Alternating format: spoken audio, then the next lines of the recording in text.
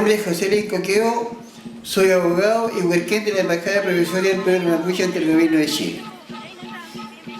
Nací el 9 de junio de 1936 y tengo 81 años cumplidos y actúo en beneficio de mi pueblo mapuche todos los días del año. En estos momentos estamos planteando la posibilidad de aplicar al máximo los tratados de paz celebrados entre España y el pueblo mapuche durante la colonia, que se llaman Parlamentos Generales, 28 en total y uno celebrado por el Gobierno de Chile. En estos momentos hay intensa tramitación ante el Ministerio de Relaciones Exteriores de Chile para que estos 29 parlamentos o tratados sean incorporados a la Secretaría General de las Naciones Unidas. Y el Gobierno de Chile se retrasa en la realización de este hecho fundamental.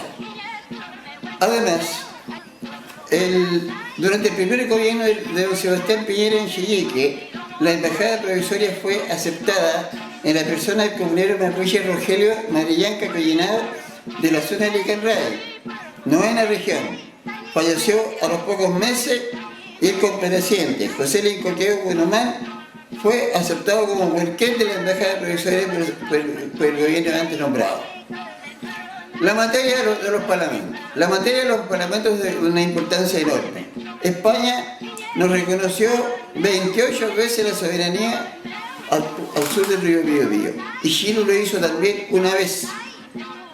Durante el gobierno del director supremo Ramón Freire, el 7 de enero de 1825.